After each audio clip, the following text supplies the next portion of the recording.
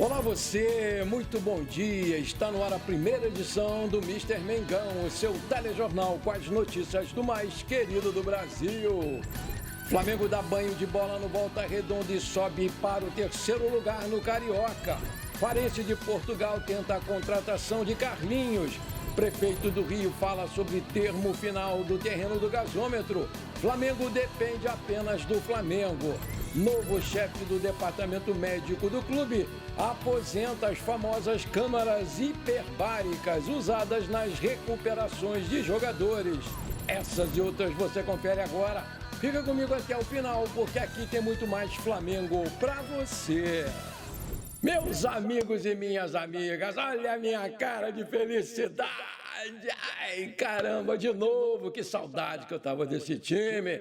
Flamengo fez uma partida muito boa ontem contra o vice-líder Volta Redonda, que vinha de 3 vitórias, ganhou do Fluminense e do Botafogo, consecutivas, e foi campeão da Série C no ano passado. E tem um bom time, certinho, bem treinado, mas que não resistiu ao Mengão, que foi melhor o tempo todo e sufocou o Voltaço, que na retranca evitou uma goleada, né? Porque o placar não traduziu a supremacia do Flamengo, que mais uma vez perdeu uma chuva de gols e chutou muito pouco, mas foi o suficiente para ganhar bem essa partida. E agora, pelo menos até ontem, a gente entrou no G4, porque os outros times jogam hoje e só o Flamengo jogou contra o Volta Redonda. Vamos ver como é que vai ficar a tabela no final da rodada. Eu vi muita segurança no time do Felipe Luiz, eu vi muito volume de jogo, muitas jogadas bonitas, ensaiadas, contra-ataques mortais. Enfim, eu fiquei muito feliz com a atuação do nosso time, gostei demais. Pressão alta o tempo todo, o perde e recompõe muito bem feito, os jogadores se ajudando o tempo todo em campo. Pareceu que estavam jogando ali um futebolzinho, uma peladinha, se divertiram demais em campo. Mas cá para nós, só no jogo do dia 2 aí contra o Botafogo, pela Supercopa do Brasil, é que a gente vai poder ver se esse time realmente está com essa bola toda ou não para encarar essa temporada que promete muitas alegrias para nós torcedores do Mengão. O jogo foi muito animado, vamos combinar, não é não? E para mais de 23 mil torcedores que estavam lá no Mané Garrincha, que viram o Flamengo começar na maior pressão. E logo aos 4 minutos, o Coringa Gerson deu um chute perigoso que passou rente à trave. Aos 10 minutos, o Bruno Henrique entrou cara a cara e tocou para fora. Aos 16 minutos, quase marca também o Michael numa linda cabeçada, que também passou raspando a trave ali direita do goleiro. E até ali o Flamengo já tinha 75% de posse de bola, era ataque contra a defesa. Aos 29, o De La Cruz bateu uma falta muito bem batida, a bola bateu no pé da trave esquerda do goleiro. Mas o time do Mengão continuava querendo entrar com bola e tudo, né? Fazia tudo, mas na hora de chutar não chutava. E até ali já tinha sido ali somente 8 finalizações contra 0 do Volta Redonda. Até que aos 42, numa boa tabela do Michael com Plata, o goleiro deu rebote e o Michael mandou para o fundo das redes para abrir o placar 1-0 Mengão. Eu pensei que a porta ia abrir direto. E nada. Aos 48, quase o segundo gol do Bruno Henrique. O primeiro tempo acabou com o Flamengo 73% de posse de bola e 10 finalizações contra 0 do Volta Redonda. Aí veio o segundo tempo, Felipe Luiz colocou a Arrascaeta no lugar do De La Cruz para dar uma poupada no uruguaio e a gente pôde ver o debochado novamente em campo, voltar muito bem e o time ganhou em criatividade e continuou sufocando o Volta Redonda no seu campo. E logo aos 2 minutos, do segundo tempo, o Plata fez um golaço num chute de fora da área, no ângulo direito do goleiro deles, que nada pôde fazer. 2-0 Flamengo e a pressão continuava. Eu vi o Felipe ali, Luiz, mandando os caras ir para cima o tempo todo. Vamos para cima. E me lembrou demais quem? O Jorge Jesus, que ele copia. Ele lá e o Simeone, que ele gosta dos dois. Aos 14, o Felipe fez 3 alterações. Ayrton Lucas no lugar do Alexandro, Juninho, que fez a sua estreia no lugar do Bruno Henrique, e o Varela no lugar do Wesley. E o time continuou para cima, continuou agressivo. Aos 18 minutos, o Rossi, que era um mero espectador, fez uma linda defesa, colocando para escanteio. Depois disso, a blitz continuou. Aos 36, o Juninho quase marca. Aos 39, a Arrascaeta, num passe magistral de calcanhar, colocou o Varela em condições de marcar e tomou até um susto com aquele bolão e chutou por cima, infelizmente. A partir dali, o Flamengo tirou o pé, viu que o negócio já estava ganho e esperou o final do jogo. Eu, sinceramente, eu gostei muito do Wesley, da dupla de zaga Léo Pereira e Léo Ortiz, que joga de terno, igual o Felipe Luiz, jogava de terno. Alexandro, jogou muito bem, Pulgar muito bem também, Gerson incansável, fez outra ótima partida. De la Cruz meio tímido ainda, mas acertou um belo chute na trave numa cobrança de falta. Michael foi um dos melhores em campo. Para mim, o Arrascaeta, gênio. Bruno Henrique se deslocou bem, mas não teve sorte em duas conclusões, mas fez uma boa partida. O Juninho estreou até bem, perdeu duas chances, mas isso aí é natural. Ele vai ser muito importante nesse nosso time, com certeza. Ayrton Lucas também entrou muito bem e o Plata, que para mim foi o melhor do Flamengo. Além do golaço naquela bomba de fora da área, ele foi sempre muito perigoso, ajudou demais a defesa e foi obediente taticamente. E por isso a torcida já começa a compará-lo com o Mbappé.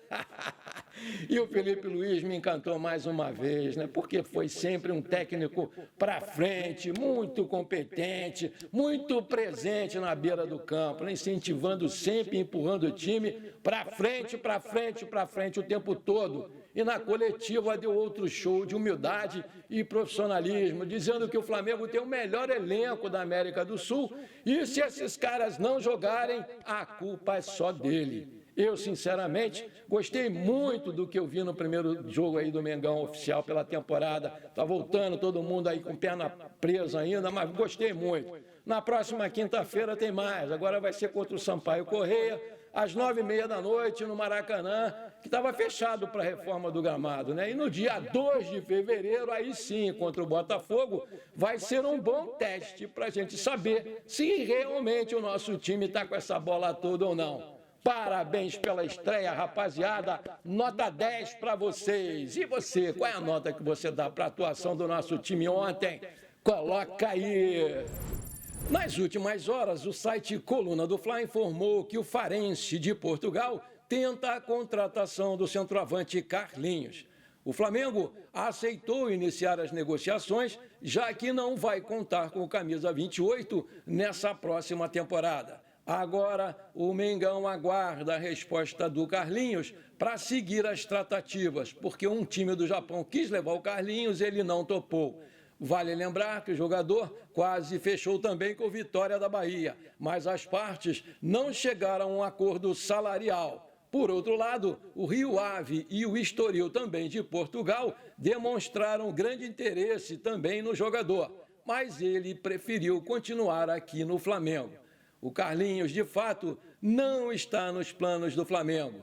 Um dos indícios de que ele não vai ser utilizado nessa temporada é que ele nem participou da pré-temporada lá nos Estados Unidos e ficou aqui no Rio de Janeiro com os jogadores da base do Mengão, disputando as 4 primeiras rodadas do Carioca. Inclusive fez até 3 gols, não foi mal, foi muito bem. E também não viajou para Brasília para enfrentar ontem o Volta Redonda pelo Campeonato Carioca, onde o Mengão venceu por 2-0 e venceu muito bem. Além do Carlinhos, os jogadores que jogaram as primeiras rodadas não serão integrados ao grupo profissional do clube do Mengão, com exceção do zagueirão Cleiton. Vale lembrar que a reintegração estava já planejada desde o início dessa temporada pelo Felipe Luiz e pelo José Boto. Carlinhos chegou em meados de 2024, mas participou apenas de 5 gols com a camisa do Flamengo em 20 jogos. O jogador chegou para ser reserva do Pedro, mas não foi muito utilizado, mesmo com a lesão que tirou o atacante dessa temporada. O Carlinhos foi um pedido pessoal do técnico Tite. A mudança da diretoria do Flamengo levou a novos rumos no futebol do clube. Mesmo com a profissionalização pretendida, a área médica é a que mais sofreu com as mudanças dessa nova metodologia. O novo chefe do departamento médico do clube, chefe-geral, Dr. José Luiz Runco, tem condenado as práticas consideradas modernas pelos profissionais que estavam no clube nos últimos anos e tem feito alterações muito significativas. Recentemente, 2 câmeras hiperbáricas foram inutilizadas no CT do Ninho do Urubu. Elas eram usadas para acelerar a recuperação de lesões e são adotadas por jogadores de ponta como o Cristiano Ronaldo. Segundo os novos profissionais, não há estudos no mundo que comprovem benefícios dos equipamentos aos jogadores de futebol, fora riscos de queimaduras no procedimento. O Flamengo foi o primeiro clube no Brasil a ter essas câmeras hiperbáricas, usadas na Europa há mais tempo. A ideia era ter mais câmeras dessa natureza, pois os jogadores passaram a usá-las com frequência. Para implementar a nova tecnologia, o departamento médico embasava em dezenas de estudos internacionais sobre o tema e sobre a sua eficácia na recuperação das lesões dos jogadores. A câmara eleva a concentração de oxigênio em até 30%, o que acelera a regeneração e o tratamento de algumas lesões. Mas a metodologia é vista como desnecessária pelo novo chefe médico, Dr. Runco. Ele também acredita o excesso de lesões recentes ao modelo de recuperação dos jogadores e se assustou com algumas soluções consideradas milagrosas pela equipe passada. Além da câmera hiperbárica, há ressalvas também quanto ao tratamento com outros métodos alternativos, alguns já assimilados pelos jogadores do Flamengo. O desafio agora é mudar a cabeça deles. Longe do dia a dia no CT, o Runco sofreu resistência nos primeiros movimentos em relação aos jogadores e delegou a função ao médico Fernando Sasaki, que ocupava a chefia do setor na base e agora é o médico oficial do Flamengo. O fisioterapeuta Fábio Marcelo é outra cara nova para implementar a nova filosofia, ao lado do fisiologista Cláudio Pavanelli. A nova direção acredita que os métodos serão bem assimilados pelos jogadores. Vale lembrar que existe um movimento dentro do clube que era a favor da permanência do médico Tanuri e vem querendo desestabilizar o trabalho do Dr. Runco, achando ele muito velho e ultrapassado. Mas o que eles esquecem é que ele é um dos maiores cirurgiões ortopédicos do país e o antigo médico Dr. Tanuri nem cirurgião era, porque tinha sido reprovado 3 vezes no exame do Conselho de Medicina. Maravilha, se você está curtindo esse programa, então não esquece, por favor, manda brasa agora no like para fortalecer o nosso canal, porque para cada like que você dá, o YouTube recomenda esse programa para mais 4 pessoas. E aí a gente cresce bonito o canal e eu te agradeço demais por isso. E se você ainda não é inscrito, bora lá, me dá esse prazer, aperta o botão inscrever-se, aperta o sininho ali e pronto, rapidinho, simples assim, valeu! O prefeito do Rio de Janeiro, Eduardo Paes, disse nessa sexta-feira que o Flamengo depende apenas da sua vontade própria para concluir a assinatura do termo final do acordo pela compra do terreno do gasômetro, onde o clube vai construir o seu tão sonhado estádio. A gente tem tudo assinado, agora só falta essa consolidação do Flamengo, que está desejando ficar sem um impedimento. Tem muito inimigo oculto nessa história toda. O Flamengo depende do Flamengo tomar essa decisão e o presidente BAP está fazendo o que é certo. Ele está estudando para saber e conhecer todos os detalhes desse problema. Disse lá em entrevista coletiva a jornalistas no Palácio do Planalto nessa sexta-feira. O acordo enfrenta um impasse. A nova gestão do Flamengo, encabeçada pelo presidente Luiz Eduardo Batista, o BAP, encomendou um novo estudo de viabilidade econômica para a construção do estádio e adiou, com isso, a assinatura do termo. A estimativa de 1,9 bilhão de reais da direção anterior foi desconsiderada pela atual. Na última quarta-feira, o clube foi comunicado pela Agência Reguladora de Energia e Saneamento Básico, a Genersa, da necessidade da realização de uma obra em tubulações pertencentes à SEG, utilizadas no sistema de distribuição de gás que está distribuído pelo terreno. Em setembro de 2024, o Eduardo Paes afirmou que os custos dessa obra seriam arcados pela Prefeitura. Mas em dezembro, depois de eleito, por meio de nota oficial, a Prefeitura voltou atrás e disse que a responsabilidade seria do Flamengo. Agora, depois dos protestos do clube, o Paes voltou atrás novamente e afirmou que o problema vai ser resolvido, sim, pela Prefeitura do Rio de Janeiro.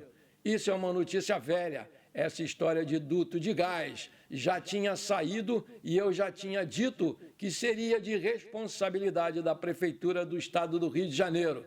Segundo a agência reguladora, a Genersa, a construção do estádio só poderia ser iniciada depois da execução do serviço, que teria que ser arcado pelo Flamengo, mas quem vai pagar essa conta aí é a Prefeitura do Rio de Janeiro, disse lá o Eduardo Paes. Bom, por enquanto foi isso. Espero que você tenha gostado do nosso programa. Muito obrigado de coração por você ter ficado comigo até aqui. Um grande abraço e bora ser feliz. Pra cima deles, Mengão. Acertei o placar hoje, 2-0.